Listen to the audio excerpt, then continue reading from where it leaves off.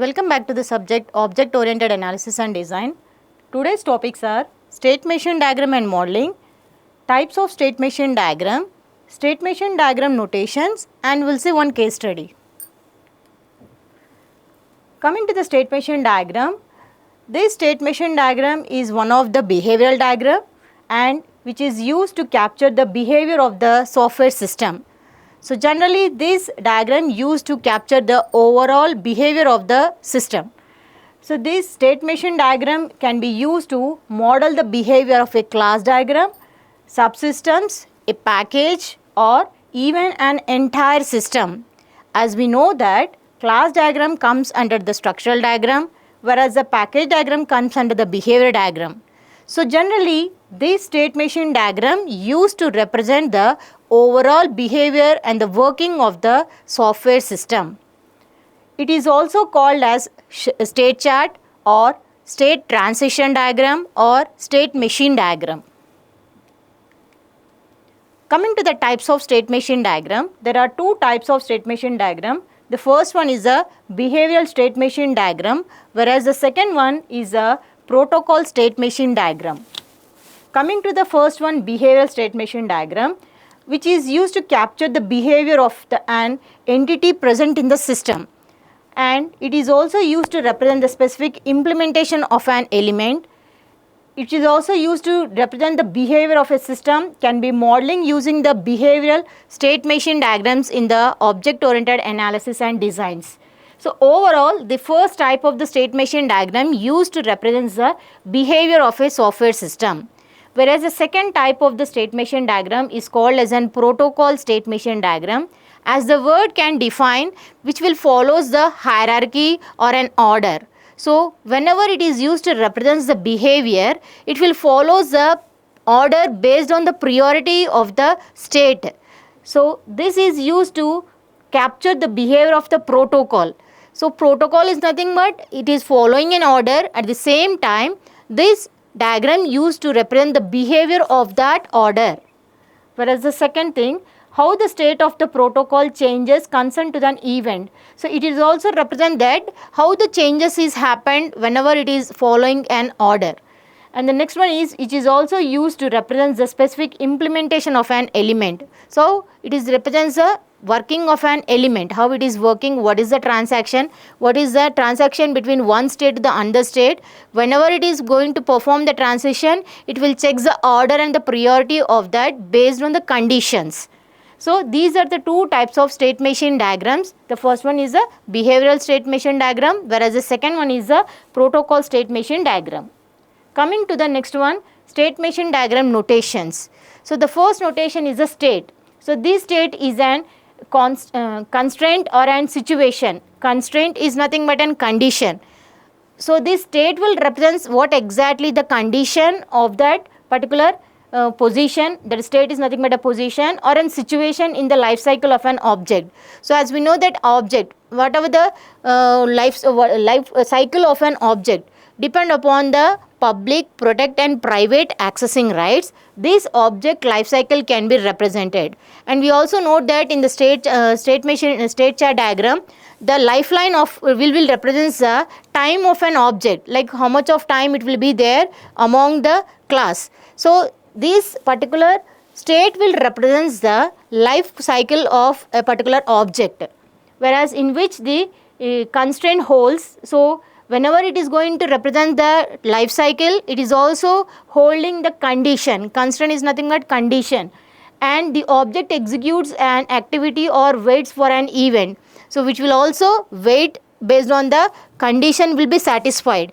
So all this is nothing but exactly the condition or a state will be representing of an object.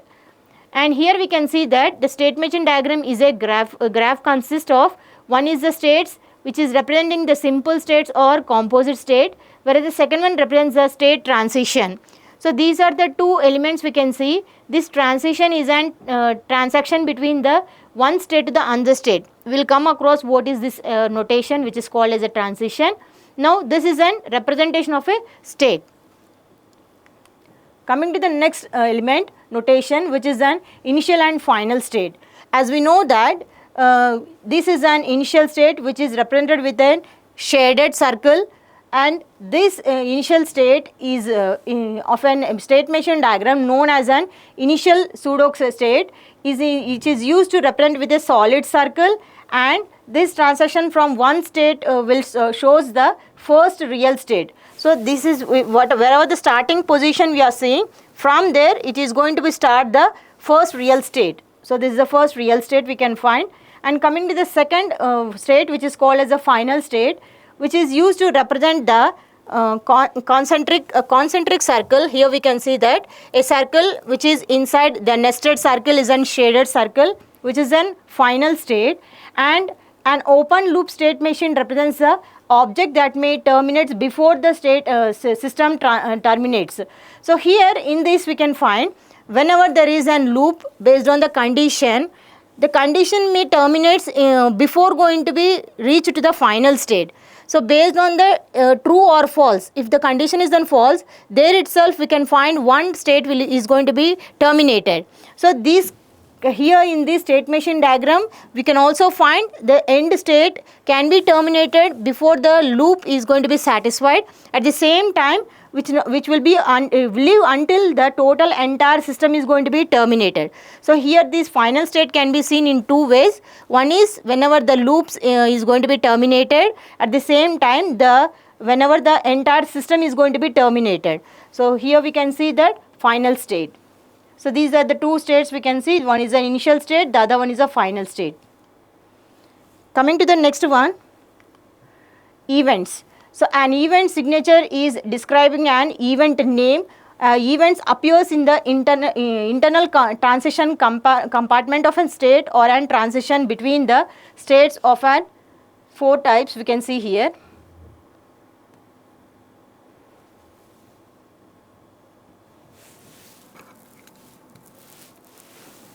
As we know that between one state to the another state, here we can find the transition.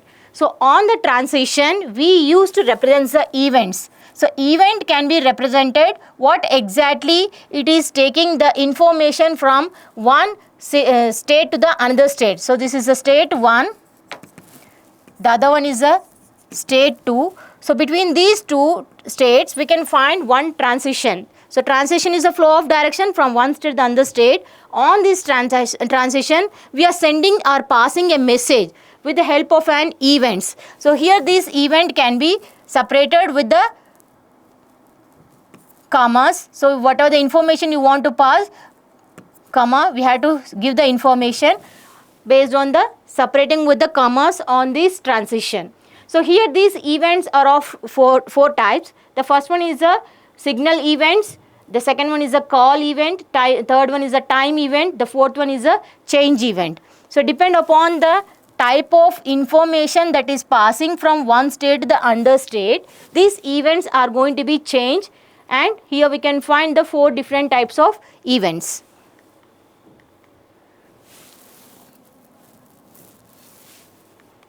Coming to the next one, a simple representation of the state machine diagram. Here we can find all the notations. This is an initial notation, there is a final notation we can see, and here is a state. The state can be represented what exactly the action that is performing, and from one state to the other state we are using to pass the information using the transition. So these are the major four types of notations that we can see in the state machine diagram. Coming to the next one, substates. So whenever there is used to extend your model, so the extension of the model can be represented with the help of a subsystem. In case if you are writing the case studies, so to check the condition in a various outputs, to check in various conditions, we will be writing the case studies. So now for that purpose we can use this substate. So each and every state will represent one case study, and which is used to satisfy the overall working of your model. So let us take one example and we can see how this state substate will be working.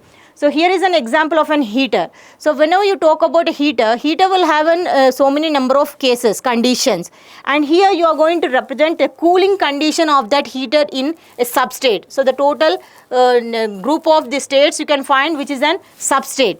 let us have checked that whatever the